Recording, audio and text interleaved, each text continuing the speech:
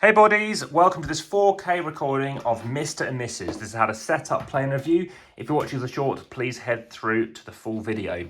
Also, make sure you hit the subscribe and notification bell for further updates for other games. You'll find this in the how to set up, play and review playlist. There might be some other playlists I'll chuck this in as well, such as family weight games.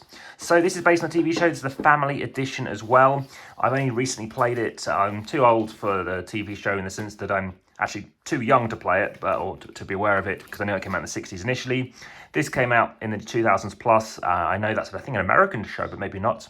This happens to be a British, very much themed game.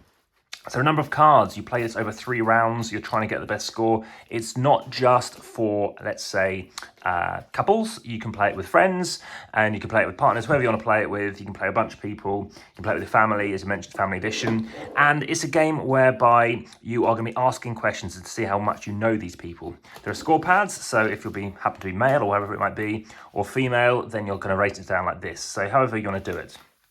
Just to reiterate, you do not have to be a married couple. That's a big thing to notice, which unfortunately doesn't work in its favour for the game. So what are you going to do? Well, for round 1, you are going to take a bunch of these.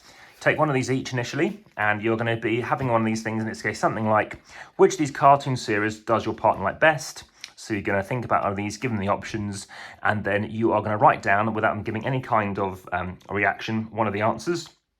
And then what I recommend is just like an S, an F, or a G, or a T, or something like this. And there's 3 options on this side, and one respecting to if they happen to be a woman, a man, a girl, or a boy in this instance. So you are going to pick 3 of these 4 options. Obviously, one's very specific, such as how often does she tell you that she loves you. So there are 4 options. You're going to pick 3 of them. If you're playing with more than 2 players, you're going to have a host. That host could be, so you might be 3 couples, so it could be a pair representing a host, obviously one couple not playing in that particular round. Or if you have an uneven number of players, then you're again going to have someone playing the host. So they're going to give you one of these cards and say, right, I want you to be asking these questions. So they're going to actually only give, if you're the partner, you're going to ask 2 of these questions. The third one, the host decides, especially if they think the third question that the partner's coming up with, they're not interested in. So there's always 3 plus a specific one. If the specific one isn't relevant, so for example, one was about the TV show Emmerdale. If they've never watched it, I still have the question because I thought this person probably wouldn't pick that character based on their name. And that's what you're going to do. Then you ask those questions and then get those answers. And if you get them right, you have a total of 3 points you could be guessing correctly. So here's an example where you might have some ticks. You might get some crosses on here as well. So there's round 1, okay? And you're going to go through all the couples like that. Round 2 is the paddle round. Now, if you're playing this just as a 2, you're just doing that first round again 2 more times. But if you're having more than 1 couple, you're going to do something like who listens to most music, and then you're going to go through and say, well, it's going to be me or her or something like that. So you're going to be saying, okay, it's that person, that one, and you're both trying to get the correct answer. In this instance, who's the messiest eater? So there's lots of things like this. So basically, it's basically like a tie break as well. Who does it the most? So you're trying to come up with a Boolean response, and obviously you both want to have the correct answer. Round 3 is back like round 1 again. It's one of these cards again, and you're deciding who's the winner. You can go to sudden death or tie breaks if you're still tied, which is basically doing 1 round of paddles again to see who is the victor.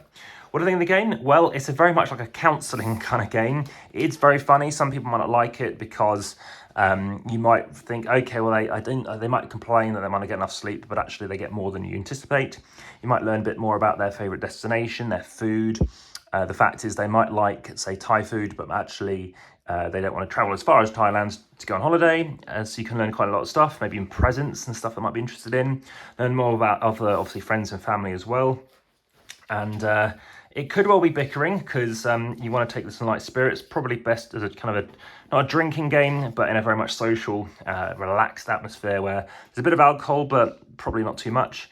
Obviously, with the boys and girls questions, again, it has to be relevant. So, you know, when was the son last in detention or something? So it's family, but not grown-up kids in the sense that, you know, when were they last in detention? That isn't going to be relevant. So you're going to have to answer 3 on the other side.